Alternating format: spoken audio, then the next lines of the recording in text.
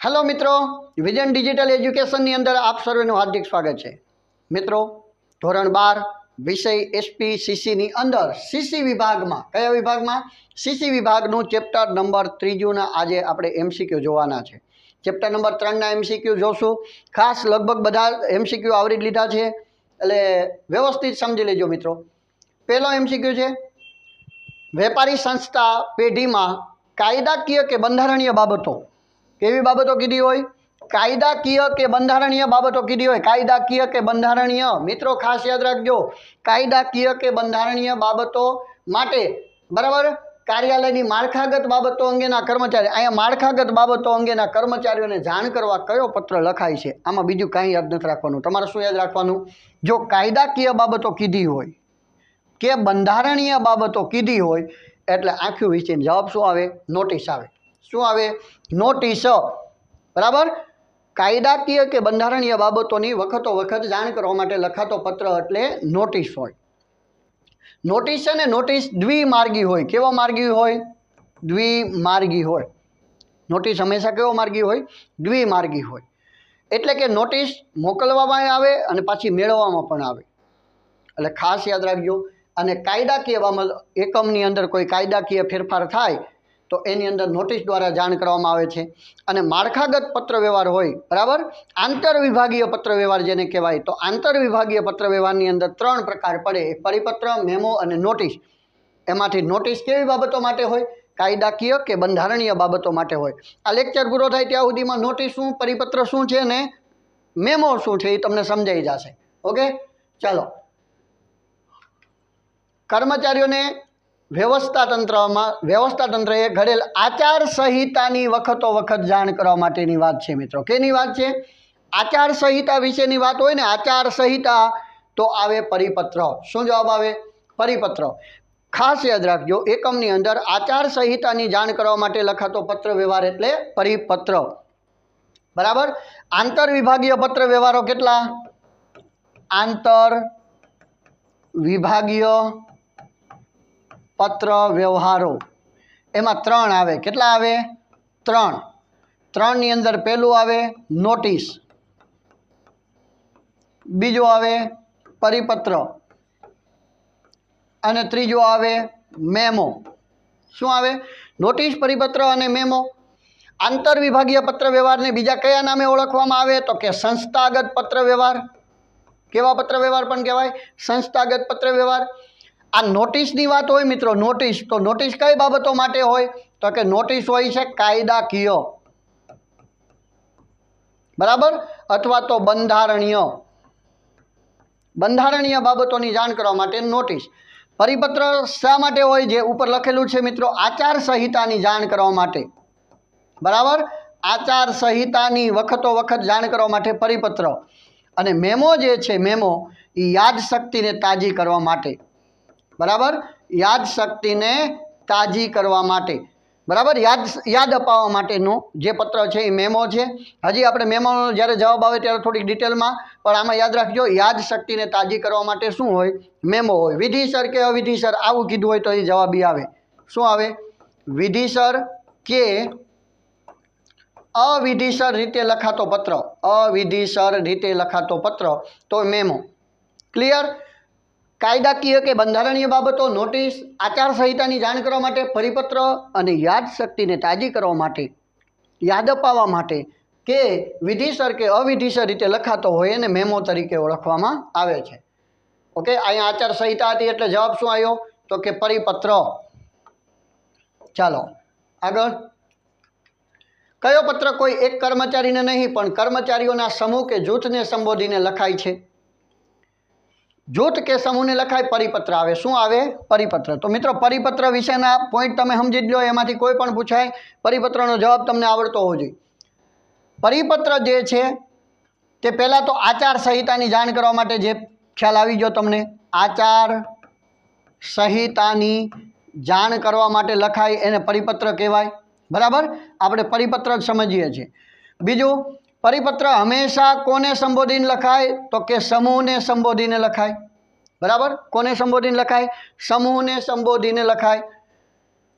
बीजू, समूह ने बधाने एक समान लागू पड़े એક સમાન લાગુ પડે અને જે પરિપત્ર છે તે એક માર્ગી હોય. કેવો હોય?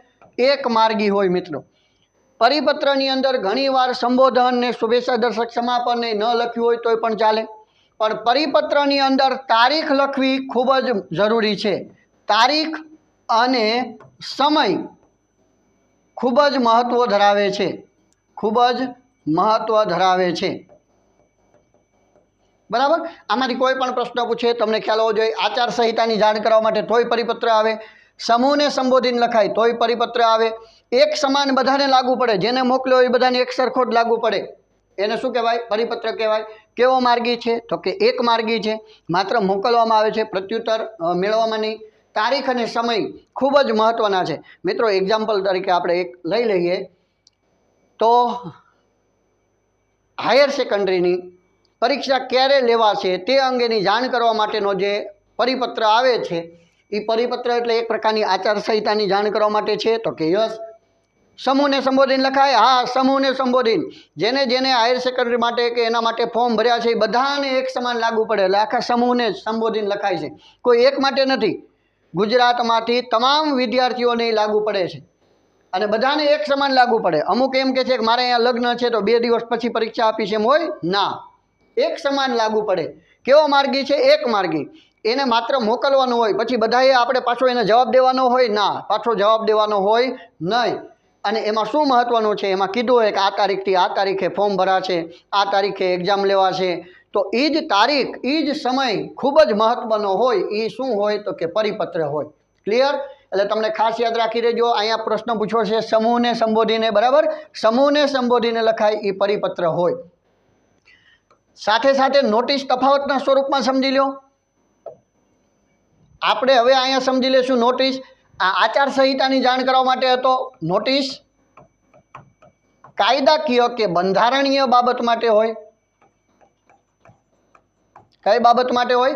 બંધારણીય. ઓકે. નોટિસ આ સમૂહને સંબોધીને લખાય. આ કોઈ એક વ્યક્તિ કે સમૂહ બંનેને સંબોધીને લખાય નોટિસ. આ એક સમાન લાગુ પડે. આ નોટિસ જે છે, નોટિસ એક સમાન લાગુ ન પડે. બરાબર. કોઈ સ્કૂલ હોય, સ્કૂલની અંદર કોઈ એકાદ બે શિક્ષક લેટ આવતા હોય, મોડા આવતા હોય, તો એના લીધે પ્રિન્સિપાલ સાહેબ એક નોટિસ રવાના કરે છે. તો નોટિસ એ બધાને લાગુ પડે? ના, માત્ર કોને લાગુ પડે છે? તો કે જે શિક્ષકો મોડા આવે છે એને. સમજાણું? અને નોટિસ કેવું માર્ગી હોય છે? આ એક માર્ગી હતું, પરિપત્ર એક માર્ગી હતું, પણ નોટિસ કેવું હોય? તો કે નોટિસ દ્વિમાર્ગી હોય. નોટિસ કેવું માર્ગી હોય? દ્વિમાર્ગી હોય. એટલે શું?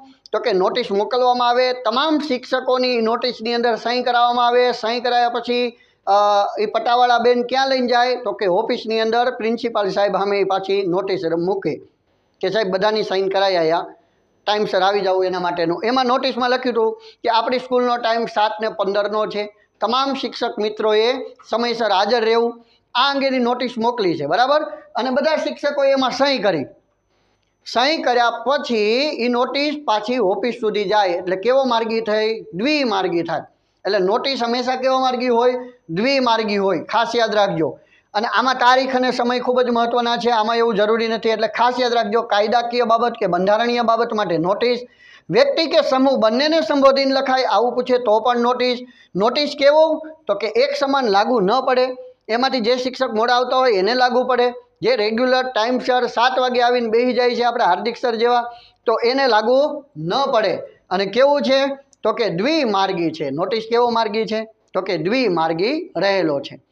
બરાબર. ચાલો, એટલે પરિપત્ર અને નોટિસ બંને તમને સમજાઈ ગયું હશે મિત્રો.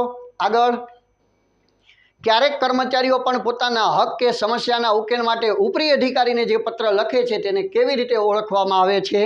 એને મેમો તરીકે ઓળખવામાં આવે છે. કેવા તરીકે? મેમો તરીકે ઓળખવામાં આવે. ચલો આપણે મેમો પણ સમજી લઈએ. શું સમજવાનું છે? મેમો. મેમોની પહેલાં વ્યાખ્યા. મેમોની પહેલાં વ્યાખ્યા સમજી લઈએ. વ્યાખ્યા શું છે? તો કે એકમમાં, ખાસ યાદ રાખજો, ચાલો, વિધિસર કે અવિધિસર રીતે યાદશક્તિને તાજી કરવા લખાતો પત્ર એટલે મેમો. બરાબર, વિધિસર રીતે કે અવિધિસર રીતે યાદશક્તિને તાજી કરવા માટે લખાતો પત્ર એટલે મેમો. ભાઈ જા ઝડપથી, નહીતર બોસ મેમો આપી દેશે. અહીંયા ઈ મેમાની વાત નથી. લાયસન્સ ભેગું છે ને, નહીતર ટ્રાફિકવાળા મેમો આપશે, ઈ મેમાની વાત નથી.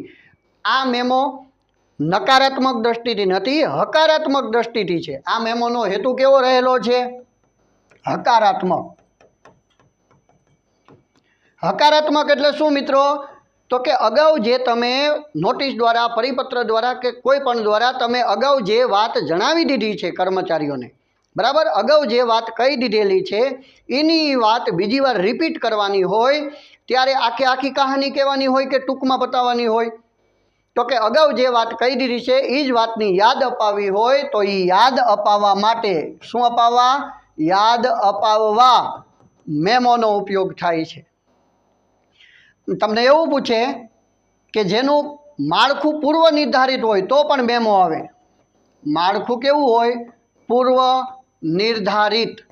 એટલે કે મેમોનું માળખું છે ને પૂર્વ નિર્ધારિત હોય. આખું મેમોનું માળખું કમ્પ્લીટ જ હોય, એમાં વિગતો જ ભરવાની હોય. શું ભરવાની હોય? વિગતો. બરાબર, એટલે ખાસ યાદ રાખજો, મેમોનું માળખું કેવું હોય છે? પૂર્વ નિર્ધારિત હોય.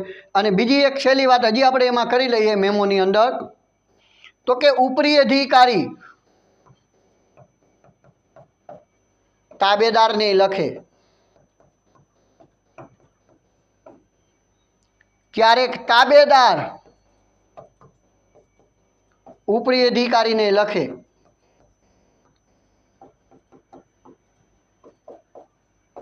અને મિત્રો ક્યારેક ક્યારેક સમકક્ષ અધિકારીઓ વચ્ચે પણ લખાય એવું સ્વરૂપ એટલે મેમો. ક્યારેક ઉપરી અધિકારી તાબેદારને લખે, ક્યારેક તાબેદાર ઉપરી અધિકારીને લખે, ક્યારેક સમકક્ષ અધિકારીઓ પણ મેમાનો ઉપયોગ કરે છે. એટલે આમ મેમાનો ઉપયોગ કોણ કરે? ઉપરી અધિકારી તાબેદારને, તાબેદાર ઉપરી અધિકારીને, કે ક્યારેક સમકક્ષ અધિકારીઓ વચ્ચે પણ થતું હોય એવું શું રહેલું છે? તો કે મેમો. ક્લિયર મિત્રો? ચાલો આગળ સમજશું કે રૂબરૂ મુલાકાતના પત્રમાં નીચેનામાંથી કઈ બાબતનો ઉલ્લેખ કરવામાં આવતો નથી? રૂબરૂ મુલાકાતનો પત્ર છે એમાં કઈ બાબતનો ઉલ્લેખ કરવામાં આવતો નથી? તો રૂબરૂ મુલાકાતનું સ્થળ તો એ તો દર્શાવવું પડે. રૂબરૂ મુલાકાતનો સમય તો કે સમય દર્શાવવો પડે. ઇન્ટરવ્યૂ સ્થળે જવા આવવા અંગેનો મુસાફરી ખર્ચ કે મુસાફરી ખર્ચ તમારે સ્વખર્ચે હાજર રહેવું પડશે. કેવા ખર્ચે? સ્વખર્ચે હાજર રહેવું પડશે. આવું પણ જણાવાય. તો શું ન જણાવાય? તો કે નોકરી અંગેની શરતો. આવું જણાવાય નહીં. એટલે જવાબ શું આવશે? તો કે ડી જવાબ આવશે. શું જવાબ આવશે? ડી. કે નોકરી, હજી તો એને રૂબરૂ મુલાકાત માટે બોલાવ્યો છે તો ત્યાં નોકરી અંગેની શરતો હજી દર્શાવવાની હોય નહીં. એટલે કે શું જવાબ આવે? ડી જવાબ આવે. ઓકે મિત્રો, ચાલો આગળ. લેખિત પરીક્ષામાં હાજર રહેવા અંગેની જાણ કરતા પત્રમાં નીચેના પૈકી કઈ બાબતનો ઉલ્લેખ કરવામાં આવે છે? જો અહીંયા કીધું છે ઉલ્લેખ કરવામાં આવે છે. લેખિત પરીક્ષાના સ્થળ, લેખિત પરીક્ષાનું પરિણામ, નિયુક્તિ ઓર્ડર કે ભરતીની જાહેરાત. અહીંયા એમ કીધું છે કે લેખિત પરીક્ષામાં હાજર રહેવા અંગે જાણ કરતા પત્રમાં નીચેના પૈકી કઈ બાબતનો ઉલ્લેખ કરવામાં આવે છે? તો મિત્રો કઈ બાબતનો ઉલ્લેખ કરવામાં આવે? આવો પ્રશ્ન પૂછ્યો છે. જવાબ શું આવશે? તો કે લેખિત પરીક્ષાનું સ્થળ. સ્થળનો ઉલ્લેખ કરવામાં આવે. પરીક્ષાનું પરિણામ હજી ન હોય, બરાબર, ઓર્ડર, નિયુક્તિનો ઓર્ડર એટલે નિમણૂકનો ઓર્ડર ન હોય, અને ભરતીની જાહેરાત એટલે ભાઈ એ ન હોય. શું હોય? લેખિત પરીક્ષાનો સ્થળ અને સમયનો ઉલ્લેખ હોય. ઓકે, સ્થળ અને સમય, હા, એનો ઉલ્લેખ હોય. એટલે જવાબ આવે છે એ. ચાલો આગળ. નિયુક્તિના પત્રમાં અંતમાં શું પાઠવવામાં આવે? Most IMP. બરાબર, નિયુક્તિ એટલે કે નિમણૂક કરવી. નિયુક્તિ એટલે શું? નિમણૂક કરવી, અથવા કોઈ કર્મચારીને શું કરવો તો કે પસંદ કરવો. એ પસંદ કરવાની પ્રક્રિયાને શું કહેવાય તો કે પસંદગી કહેવાય. બસ આ પસંદગીના પત્રના અંતમાં શું પાઠવવામાં આવે, બે બાબતો મહત્ત્વની છે કે શરૂઆતમાં શું પાઠવવામાં આવે અને અંતમાં શું પાઠવવામાં આવે. અંતમાં કીધું છે એટલા માટે એ જવાબ આવશે. શું આવશે? એ શુભેચ્છા. ક્યારે? પત્રના અંતમાં શું પાઠવવામાં આવે તો કે શુભેચ્છા. પણ જો મિત્રો શરૂઆતમાં કીધું હોત, કેવું કીધું હોત તો કે શરૂઆતમાં, તો શરૂઆતમાં જવાબ શું આવત? અભિનંદન આવત. કોઈ પણ નિયુક્તિના એટલે કે નિમણૂક પામનાર વ્યક્તિને શરૂઆતમાં કે તમે પહેલાં લેખિત પરીક્ષા આપી એમાં પાસ થયા, તમને તબીબી તપાસ કરી એની અંદર પાસ થયા, તમારી શારીરિક કસોટી લેવામાં આવી એમાં આપ નિપુણ થયા, પાસ થયા, અને તમે અમારા હોદ્દા માટે લાયકાત ધરો, રૂબરૂ મુલાકાત માટે બોલાવ્યા, તમારા ડોક્યુમેન્ટ બધા વેરીફાઈ થઈ ગયા, એમાં પણ તમે નિપુણ થયા. એટલા માટે અમારા એકમની અંદર ફલાણા હોદ્દા માટે આપની નિમણૂક કરવામાં આવે છે, પસંદગી કરવામાં આવે છે. તે બદલ પહેલાં તો આપને અભિનંદન. એટલે શરૂઆતમાં પહેલાં શું આપવામાં આવે? અભિનંદન આપવામાં આવે શરૂઆતમાં. અને નિયુક્તિના પત્રમાં અંતમાં શું આપવામાં આવે તો કે અંતમાં શુભેચ્છા આપવામાં આવે કે તમને જે કાર્ય સોંપેલું છે તે કાર્ય તમે પૂરી નિષ્ઠાથી નિભાવશો અથવા તો એ કાર્ય સારી રીતે કરો તેવી આપને શુભેચ્છા. એટલે અંતમાં શુભેચ્છા હોય, શરૂઆતમાં અભિનંદન હોય. ક્લિયર? ચાલો. જ્યારે કર્મચારીના વર્તમાન હોદ્દા, વળતર અને જવાબદારીમાં ફેરફાર કરીને આર્થિક લાભ અને મોભાદાર દરજ્જો મળે, જો અહીંયા ખબર પડી જાય, મોભાદાર દરજ્જો મળે, જેમાં આર્થિક લાભ મળે, બરાબર, જવાબદારીમાં વળતરમાં એમાં ફેરફાર કરવામાં આવે, એટલે આર્થિક જેમાં લાભ હોય, મોભાદાર દરજ્જો મળે, તે માટે કરવામાં આવતી પ્રક્રિયા એટલે શું? એને શું કહેવાય તો કે એને બઢતી કહેવાય. શું કહેવાય? બઢતી. મિત્રો આ આવી ગયા હવે કર્મચારી વિષયક પત્ર વ્યવહાર. કયા?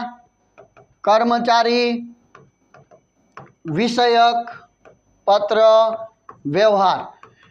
અત્યાર સુધી આપણે ભણ્યા મેમો, નોટિસ પરિપત્ર. મેમો, નોટિસ પરિપત્ર એ આંતરવિભાગીય પત્ર વ્યવહાર હતા, એકમની અંદરો અંદર થતા પત્ર વ્યવહાર, સંસ્થાગત પત્ર વ્યવહાર. બરાબર.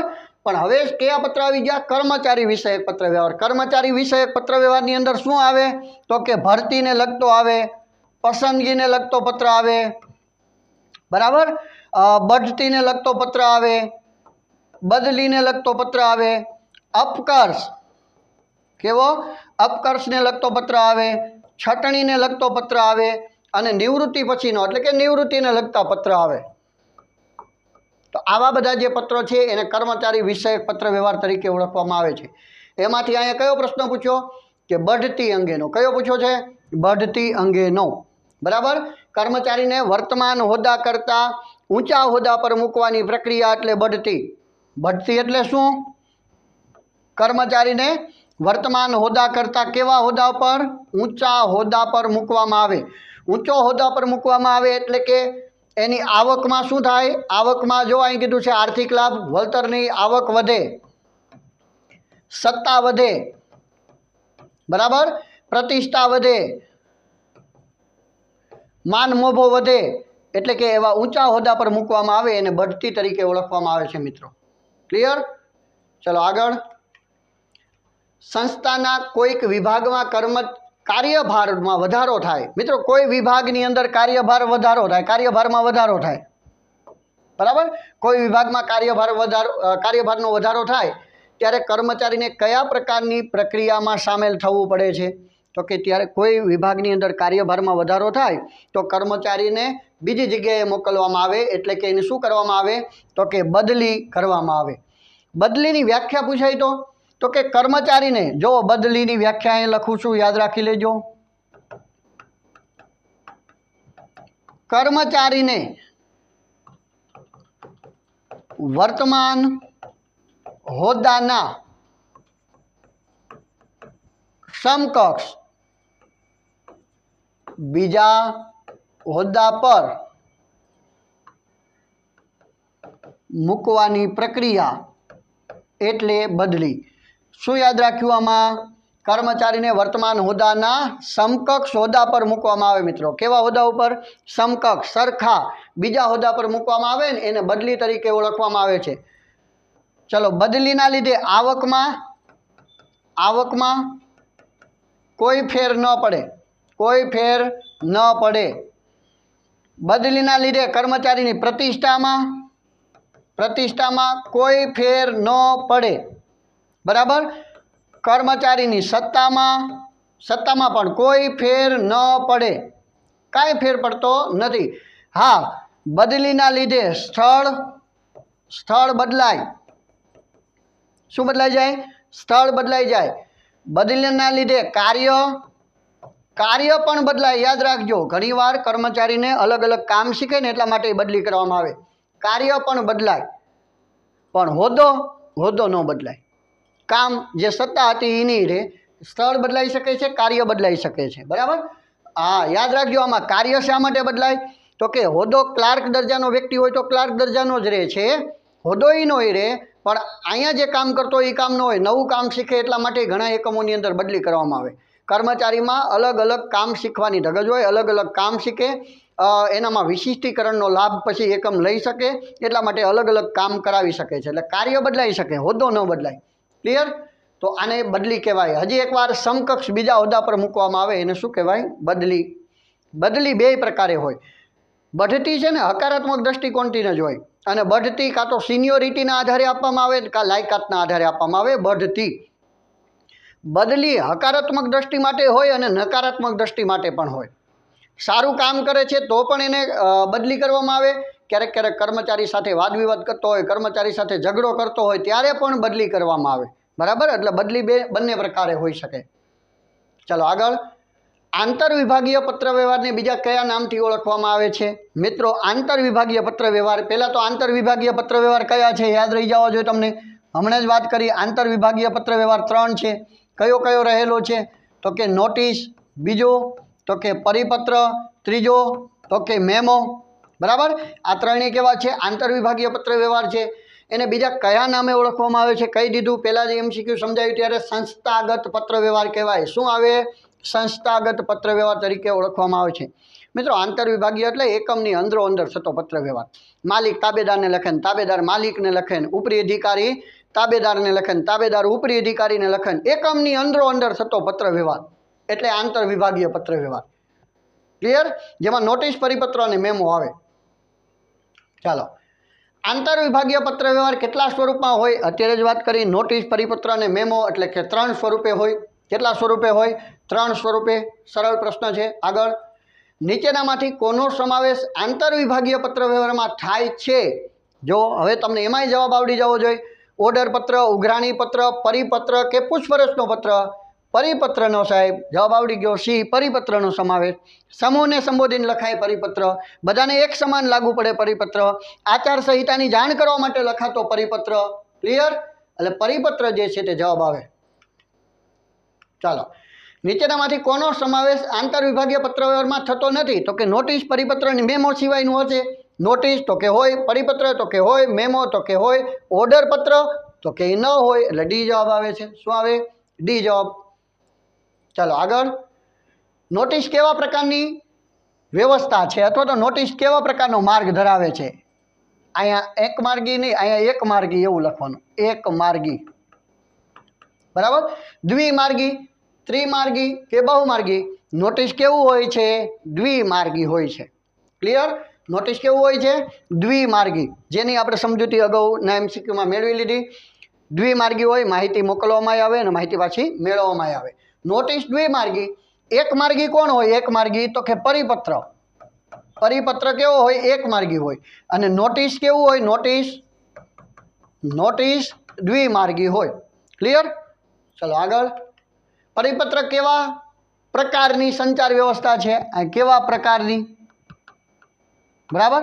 કેવા પ્રકારની સંચાર વ્યવસ્થા છે? તો કે એક માર્ગી એટલે કે એ જવાબ આવે. બરાબર. પરિપત્ર કેવો છે? એક માર્ગી છે. નોટિસ દ્વિમાર્ગી છે. નીચેના પૈકી કોણ કર્મચારીઓમાં સમાનતા જાળવવાનું કાર્ય કરે છે? મિત્રો, બધાને એક સમાન લાગુ પડે, સમાનતા જાળવવાનું કામ કરે.